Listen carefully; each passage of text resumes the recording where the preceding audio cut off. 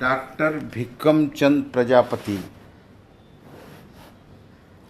लगभग 15 वर्ष की आयु में मैंने सुना एवं पढ़ा। श्रीमद् भागवत में भगवान कहते हैं, मैं अपने भक्तों के पीछे पीछे इसलिए घूमा करता हूँ कि उनकी चरण रज अपने शरीर पर लगाकर अपने को पवित्र बना लूँ। मन में आया, भक्त भगवान से भी महान होता है, मैं भक्त कैसे बनूं?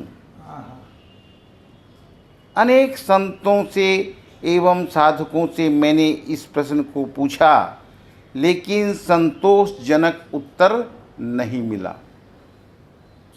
13 वर्ष बीत गए। इस प्रश्न का उत्तर पूछने के लिए जून 1973 में श्रद्धेय स्वामी श्री राम सुखदास जी महाराज के पास गीता भवन स्वर्गवासवरम ऋषिकेश गया। साय 5 बजे गीता भवन पहुंचा। पता चला कि स्वामी जी महाराज के आज के प्रवचन कार्यक्रम पूरे हो गए, कल ही बात होगी। रात्रि में 8 बजे गीता भवन नंबर 1 की लॉन में एक संत का प्रवचन का कार्यक्रम था। संत पधारे और आसन पर विराजते ही बोले, किसी भी भाई बहन को कोई साधन संबंधित प्रश्न पूछना हो तो पूछें। बात दोहराई। मेरे मन में आया, पूज्य स्वामी राम सुखदास जी से तो महाराज से तो बात कल होगी, क्यों न अभी इनसे ही पूछ लूं, बिना जाने कि ये संत कौन है।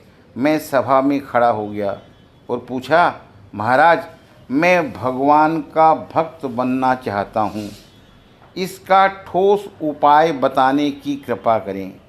केवल 5 शब्दों में उन्होंने उत्तर दिया, जानी हुई बुराई को छोड़ दो। ओए होए, क्या बात है, जानी हुई बुराई को छोड़ दो, और चुप हो गए। उनका उत्तर मुझे पसंद नहीं आया। मैंने सोचा, इन्होंने जब तब पूजा पाठ भजन कीर्तन आदि की बात क्यों नहीं कही? क्या इसके बिना मैं भक्त बन सकता हूँ? मैंने दोबारा पूछा, महाराज नंबर 2 पर क्या करें? उनका उत्तर था, सबके प्रति सद्भाव रखो, सबके प्रति सद्भाव रखो, निकटवर्ती जन समाज को यथाशक्ति क्रियात्मक सहयोग दो। मैं आश्चर्यचकित था। पूजा पाठ आदि साधना क्यों नहीं बता रहे हैं? मैंने पुनः पूछा, इसके बाद क्या करें? संत ने उत्तर दिया, सद्भाव वह सहयोग के बदले कुछ मत चाहो, न अभी चाहो न कभी चाहो, न भोग चाहो न मोक्ष चाहो। हाँ, न जगत से चाहो और न जगतपति भगवान से चाहो।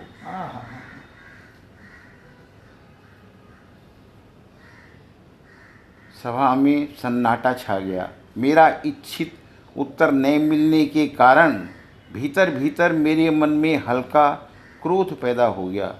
मैं चौथी बार खड़ा हुआ और उनसे कहा, महाराज जी यह मेरा अंतिम प्रश्न होगा।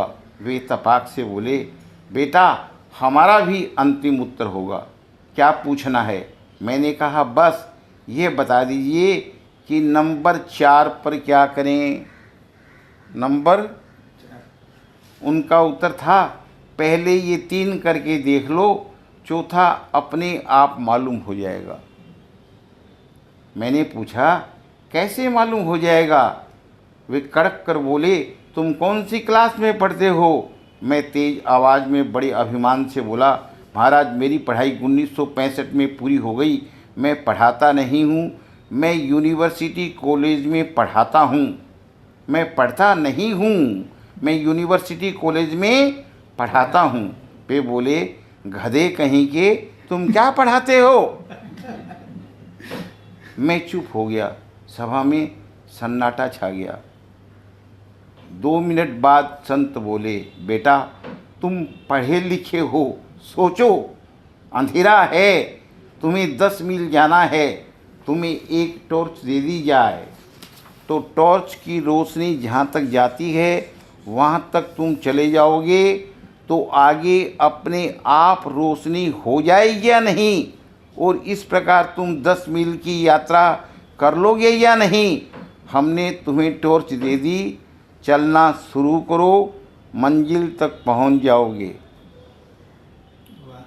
संत आगे बोले, इस लड़के ने हमसे प्रश्न पूछे, इस लड़के ने भगवत प्रेरणा से हमने उत्तर दे दिए, भगवत प्रेरणा से, लेकिन हमारे उत्तर इसको पसंद नहीं आए। ओ लड़के, सावधान होकर सुन ले और आप लोग भी सुन लो। यदि इस संसार का कोई भी भाई, कोई भी बहन किसी भी उपाय से उस बुराई का त्याग कर दे जिसे वह बुराई करके जानता है, तो इस दुनिया की ऐसी कोई भी चीज़ नहीं जो उसे न मिल जाए। और जिसे आस्तिक लोग अपनी भाषा में भगवान कहते हैं, वे भगवान के चरणों में लौटने के लिए ललायित न हो जाएं तो मुझे गोली मार देना, फांसी लगा देना, गोली मार देना, फांसी लगा देना। उनकी कड़वी भाषा के पीछे संत हृदय की महान करुणा थी। इस वाणी को सुनकर मेरे मन में उनके प्रति श्रद्धा हुई। मन में आया, इतनी ठोस व चुनौतीपूर्ण बात बताने वाले कोई सामान्य संत नहीं, उच्च कोटि के परम भक्त होने चाहिए। मैंने उनके बारे में साधकों से पूछा। उन्होंने बताया इनका नाम है स्वामी शरणानंद जी महाराज। संत के साथ वह मेरी पहली व अंतिम बातचीत थी। आज मुझे ऐसा लगता है कि उनकी कड़वी भाषा के पीछे संत हृदय की महान करुणा थी। वह भाषा मेरे लिए अमोघ आशीर्वाद व वरदान बन गई। आज उस भाषा की स्मृति मात्र से आंखें भर जाती है, हृदय गदगद हो जाता है, रोम रोम आनंदित हो जाता है। उन महान संत के चरणों में कोटि कोटि वंदन। उच्च कोटि के एक महान त्यागी वैरागी संत ने श्रद्धेय स्वामी श्री शरणानंद जी महाराज से कहा, महाराज जी, कभी कभी मुझे भीतर भीतर कुछ खिन्नता महसूस होती है, कुछ खिन्नता महसूस होती है। इसका क्या कारण है मुझे पता नहीं चल रहा है। श्री स्वामी शरणानंद जी महाराज ने तपाक से विनोद की भाषा में उत्तर दिया, महाराज जी, आपके कलेजे में कहीं कोई कामना रानी बैठी होगी, वही आपको परेशान कर रही है। संत ने आश्चर्यचकित होकर कहा, मेरे कलेजे में कामना? कैसी कामना? कौन सी कामना? आज तक रुपयों पैसों को छुआ नहीं, 1 इंच भी ज़मीन मेरे पास नहीं, शिष्य में बनाता नहीं, पैरों के हाथ लगाने देता नहीं। सम्मान से बड़ा भय लगता है कि कहीं फंस न जाऊं, कहीं फंस न जाऊं। कामना होनी तो नहीं चाहिए स्वामी जी महाराज। स्वामी जी बोले, कामना के बिना खिन्नता, चिंता, तनाव, अशांति, डिप्रेशन आदि हो ही नहीं सकते। खिन्नता का रहना इस बात का पक्का प्रमाण है कि कामना है। फिर आगे स्वामी जी महाराज ने पूछा, आपके प्रवचनों में जब श्रोता कम आते हैं तो आपको कैसा लगता है? बोले, स्वामी जी, अच्छा नहीं लगता। स्वामी जी महाराज ने हंसकर कहा, महाराज जी, आपकी यही कामना है कि मेरे प्रवचन में श्रोता अधिक से अधिक आवें। उन महान संत ने बड़ी विनम्रता से निवेदन किया। 5 मिनट।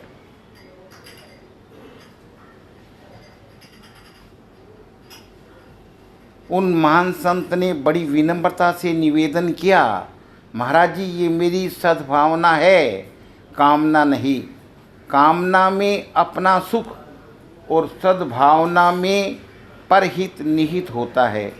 मैं अधिक श्रोता इसलिए चाहता हूँ कि उनको शांति, मुक्ति, भक्ति मिले, उनका कल्याण हो। मैं अपनी किसी स्वार्थ या सुख के लिए अधिक श्रोता नहीं चाहता हूँ। क्या ऐसी सद्भावना भी नहीं रखनी चाहिए? स्वामी जी महाराज ने फरमाया, महाराज जी आपके साथ धोखा हो रहा है, आपके साथ धोखा हो रहा है। कामना ने सद्भावना का रूप बना रखा है। कामना पूरी न होने पर खिन्नता होती है और पूरी हो जाने पर अस्थायी सुख मिलता है, जबकि सद्भावना पूरी न होने पर हृदय में अपार करुणा पैदा होती है, जिसमें से स्वतः करुणा जनित प्रार्थना निकलती है कि हे प्रभु, आप अपनी कृपा शक्ति से श्रोताओं को सत्संग में आने की प्रेरणा दीजिए ताकि उनका कल्याण हो। सद्भावना पूरी हो जाने पर स्थायी प्रसन्नता व अलौकिक आनंद का अनुभव होता है। सद्भावना बहुत बड़ी साधना है, कामना भूल व असाधना है। स्वामी जी के श्रीमुख से उपरोक्त बात सुनकर वह महान संत गदगद हो गए और बोले, महाराज जी अनेक वर्षों तक मैं ग्रंथों का अध्ययन करता रहा, तब भी ये गुत्थी नहीं सुलझी जो आज आपके साथ अल्प समय के विचार विनिमय से ही सुलझ गई। संत का रोम रोम पुलकायमान था। ओह क्या बात है।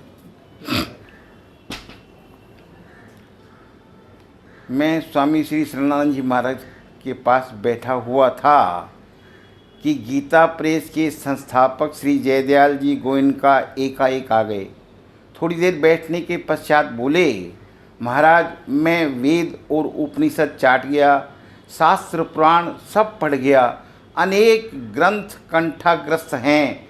वर्षों से कल्याण में असंख्य जिज्ञासुओं के प्रश्नों के उत्तर देता रहा हूँ, कितनों को समाधान करता रहा हूँ, किंतु महाराज मुझे कुछ हाथ नहीं लगा। कोरा का कोरा हूँ। और वे अत्यंत द्रवित हो गए, उनके अश्रुपात होने लगा। मैंने एकांत में स्वामी जी से पूछा, महाराज जब इन महापुरुषों की ये दशा है, तब हम जैसों की आपके मार्ग में क्या गति होगी? स्वामी जी एक क्षण चुप रहकर बोले, गोयनका जी के आंसू के रूप में धुआं निकल रहा है भाई। इस बात का लक्षण है, जो इस बात का लक्षण है कि लकड़ी में आग लग चुकी है। अध्ययन ईंधन है, ईंधन है न, जले तो मुक्ति, न जले तो बंधन। स्वामी जी का उत्तर सुनकर वे स्तब्ध रह गए कि तीसरे दर्जे तक पढ़ा हुआ अंधा साधु बोध के किस क्षितिज पर रहता है और किस प्रकार इसने शास्त्र और साहित्य के मर्म को स्फुटित कर रखा है। मुझे चुप देखकर फिर ठहाका मारते हुए बोले, निराश न हो, तुम्हारे लिए भी एक नुस्खा है। भारी बोझ लेकर चलने वाले को देर होती ही है। गोयनका जी ने अपने माथे पर वेद पुराण का भारी गट्ठर लाद रखा था, सो उन्हें पहुंचने में देर हुई। तुम्हारे माथे पर हल्का बोझ है, जल्दी पहुंच जाओगे। बोझ पटक दो तो और जल्दी। कृतिकेय जी ब्रह्मांड परिक्रमा करते ही रह गए और गणेश जी पिता के चारों ओर घूमकर अव्वल हो गए। फिर जोर का ठहाका कहो यार कैसी कही। फिर तो मैं स्वामी जी से अधिक संपर्कित हुआ, कई बार भ्रमण में भी उनके साथ रहा। केसरी कुमार, आप महाराज जी को मिले थे? एक दफ़ा एक दफा वो कहाँ पर? वो रामनारायण जी के यहाँ आए थे। रामनारायण जी अच्छा, राठी हाँ, जो है ना, अच्छा, अच्छा, राठी भवन हाँ, में, हाँ, हाँ। राठी भवन में, तब मैं उनके यहाँ सर्विस करता था। अच्छा, रेगुलर आते थे शरणानंद जी महाराज वहाँ? ना रेगुलर रामसुखदास जी आते थे। अच्छा। रामसुखदास जी वहीं ठहरते थे। हम्म, रामनारायण जी के वहीं ठहरते थे। आपकी और रामसुखदास जी महाराज की क्या बात हुई थी? ऐसे आप मिले थे, दर्शन किए थे, आप शरणानंद जी की पुस्तकें पढ़ने में ज़्यादा इंटरेस्ट? मैं शरणानंद जी की पुस्तकें ही साथ रखता था। अच्छा, हाँ। तो बोले गोपाल ज़्यादा से ज़्यादा चेष्टा करो कि स्वामी शरणानंद जी का साहित्य सब जगह फैल जाए। कौन बोले?